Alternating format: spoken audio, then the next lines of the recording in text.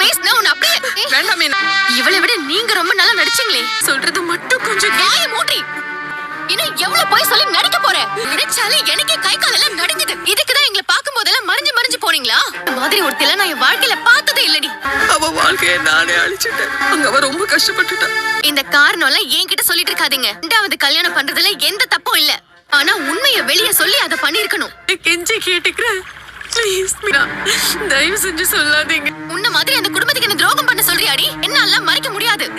உன்னை மன்னிக்கணுமா வேணாமாங்கிற முடிவை அவங்க எடுக்கட்டும். நீ இவனுக்கு ஒரு நல்ல அம்மாவாவும் இருக்கல, புருஷனுக்கு நல்ல பொண்டாட்டியாவும் இருக்கல.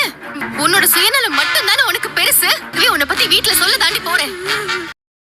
இன்றைக்கான எபிசோடில் ரோகிணியோட ஃப்ரெண்டு ரோகிணி கால் பண்ணி இங்கே வர சொல்கிறாங்க. ரோகிணி அம்மாவும் இங்கே தாண்டி 2 கிலோமீட்டர் பக்கத்தில் இருக்க ஒரு கோயிலில் வந்து பூஜை வச்சுருக்கோம், குளத்து பக்கத்தில் இருக்குது, நீ கண்டிப்பாக வந்துடு அப்படின்னு சொல்கிறாங்க.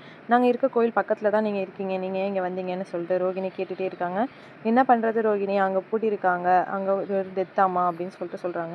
ஏதோ பண்ணுறீங்க, வந்து தொலைகிறேன் வைங்க அப்படின்னு வந்து சொல்கிறாங்க ரோகிணியும். அப்படியே மனோஜ்கிட்ட நான் போயிட்டு வரேன், கொஞ்சம் வெளியில் போயிட்டு வந்துடுறேன் மனோஜ் அப்படின்னு சொல்லிட்டு அவங்களும் கிளம்புறாங்க. கிளம்பி அப்படியே நேராக இங்கே குளத்துக்கு வராங்க. குளத்துக்கு வந்துட்டு அவங்களும் வந்து இந்த காரியம்லாம் பண்ண ஸ்டார்ட் பண்ணிட்டாங்க. அந்த டைமில் கரெக்டாக நம்ம மீனாவும் உள்ளே வராங்க. உள்ளே வந்துட்டு பார்க்குறாங்க அங்கே யாரோ இருக்காங்கன்னு சொல்லிட்டு. அவங்க அப்பாவுக்கு திதி கொடுக்குறத மீனாவும் வந்து பார்த்துடுறாங்க.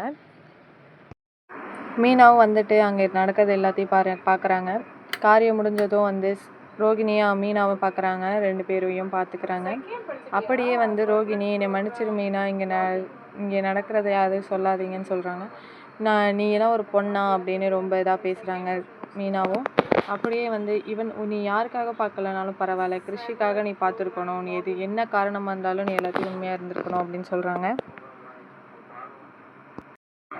நான் இதை கண்டிப்பாக வீட்டில் எல்லாத்தையும் சொல்ல தான் போகிறேன். நீ ஒரு அம்மாவாகவும் இருக்கலை, ஒரு நல்ல மருமகளாகவும் நீ இருக்கலை, கண்டிப்பாக எல்லாத்தையும் இதை சொல்ல தான் போகிறேன் அப்படின்னு சொல்கிறாங்க. அப்படியே பார்த்துட்டே இந்த எபிசோடை முடிக்கிறாங்க. நாளைக்கு என்ன நடந்துச்சு நம்ம நாளைக்கு பார்க்கலாம்.